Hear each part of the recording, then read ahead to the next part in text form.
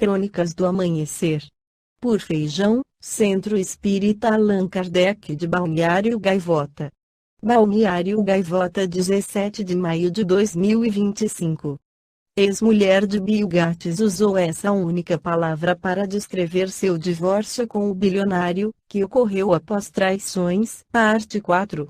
Bill Gates e Melinda Gates chocaram o mundo em 2021, quando anunciaram o divórcio após mais de 25 anos de casamento.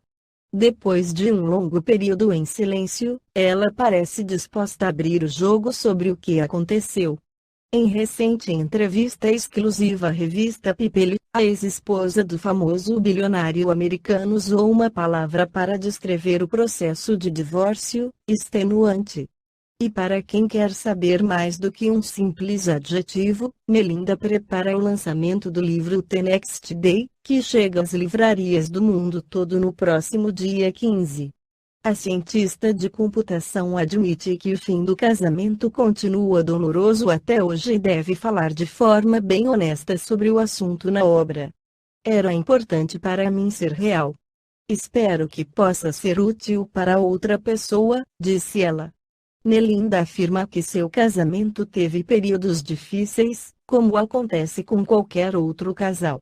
No entanto, a situação ficou insustentável por volta de 2019, quando ela passou a ter crises de pânico constantes. Foi nesse contexto que começaram as discussões sobre o comportamento do ex-marido. Bill reconheceu publicamente que nem sempre foi fiel a mim, diz ela em seu livro, cujos primeiros trechos foram divulgados pela People.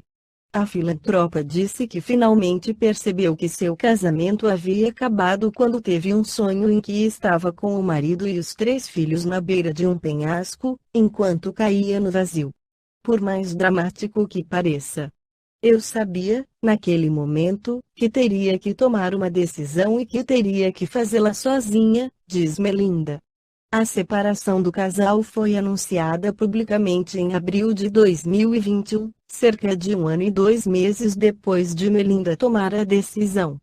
Depois de muita reflexão e muito trabalho em nosso relacionamento, tomamos a decisão de encerrar nosso casamento. Criamos 3 filhos incríveis e construímos uma fundação que funciona em todo o mundo para permitir que todas as pessoas tenham vidas saudáveis e produtivas, diz o comunicado conjunto. No livro Constelação Familiar, o espírito Joana de Ângeles, pela psicografia de Divaldo Pereira Franco, afirma que a família, sem qualquer dúvida, é bastião seguro para a criatura resguardar-se das agressões do mundo exterior, adquirindo os valiosos e indispensáveis recursos do amadurecimento psicológico, do conhecimento, da experiência para uma jornada feliz na sociedade. Nem sempre compreendida, especialmente nos dias modernos, a família permanece como educandário de elevado significado para a formação da personalidade e desenvolvimento afetivo, mediante os quais torna-se possível ao espírito encarnado a aquisição da felicidade. Animal biopsicossocioespiritual, o ser humano não pode prescindir da convivência familiar, porque o instinto gregário que lhe comanda a existência, e a busca do grupo, qual sucede entre outros animais que vivem em família, protegendo-se e preparando-a para a própria independência. Escarnecida, no entanto, pelo cinismo filosófico de ocasião, que preconiza a desenfreada corrida pelas trilhas do prazer insaciável, permanece como organização insuperável para a construção da sociedade harmônica.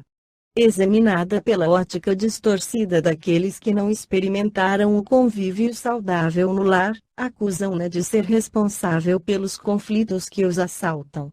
Certamente, em muitas famílias, os fatores de desequilíbrio são dos indivíduos imaturos ou autoritários que descarregam os tormentos de que são vítimas, naqueles que, indefesos, encontram-se sob a sua guarda. Tal comportamento não é responsabilidade da família, em si mesma, porquanto, ao invés de acusação indevida, seria ideal que fossem trabalhados os fatores que geram desequilíbrios, corrigindo e orientando os membros que a constituem. O lar é o celeiro de bênçãos, no qual se coletam as informações e a vivência edificante, tornando-se o primeiro núcleo de socialização da criança, que aí aure as experiências dos ancestrais, adquirindo os hábitos que deverão nortear a sua caminhada existencial. Se, por acaso, e isso ocorre, não são saudáveis os recursos que lhe são dispensáveis, ao abandono ou à mercê das agressões do mundo em desgoverno, muito mais graves se lhe apresentam as conjunturas, dando-lhe informações destituídas de significado superior e levando a atitudes agressivas como mecanismo de defesa em razão dos contínuos enfrentamentos a que se vê constrangida a suportar. No lar, desenvolvem-se a afetividade, o respeito pelos direitos alheios, o despertamento para os próprios direitos sem as extravagâncias nem os absurdos de atribuir-se méritos a quem realmente não os possui. Esse grupamento familiar, no entanto, não é resultado casual de encontros apressados no mundo físico, havendo ocorrido nas esferas espirituais antes do renascimento orgânico, quando são desenhadas as programações entre os espíritos comprometidos, positiva ou negativamente, para os ajustamentos necessários ao progresso a que todos se encontram submetidos. Analisando-se, portanto, as necessidades evolutivas, aqueles que se encontram com responsabilidades a cumprir juntos, constatam a excelência do cometimento que lhes ensejará reparação e crescimento intelecto-moral, em face dos erros transatos, facultando-se a tolerância e o perdão das ofensas como fundamentais para a aquisição da harmonia.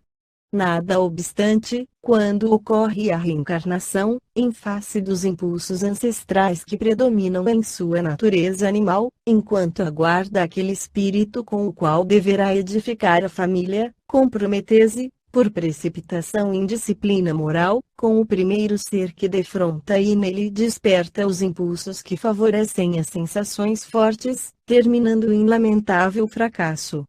Enquanto a sociedade, em geral, permanecer guindada aos interesses imediatistas, especialmente no que diz respeito às sensações, a afetividade expressando-se através dos impulsos mal conduzidos, os resultados das uniões sexuais serão sempre frustrantes e amargos. Em razão dessa falsa necessidade de atendimento das funções genésicas, os espíritos desviam-se dos caminhos anteriormente traçados, conduzidos pelos costumes feceninos, pela permissividade exagerada, transitando em agonia, buscando, mesmo sem saber o que desejam. Não poucas vezes, como decorrência dessa insânia, ao reencontrar o espírito afim, aquele com o qual houvera assumido o compromisso de união para a edificação da família, as possibilidades já não são favoráveis, o que se transforma em maior desconforto, dando lugar a conflitos tormentosos de efeitos deploráveis. O excesso de liberdade moral que viceja na atualidade e as apetitosas ofertas do prazer, facultam experiências irresponsáveis por falta do necessário amadurecimento psicológico para os cometimentos sexuais, que se fazem apressados e extravagantes. Esta foi a crônica do amanhecer de 17 de maio de 2025. Por Alfredo Feijão Lopes.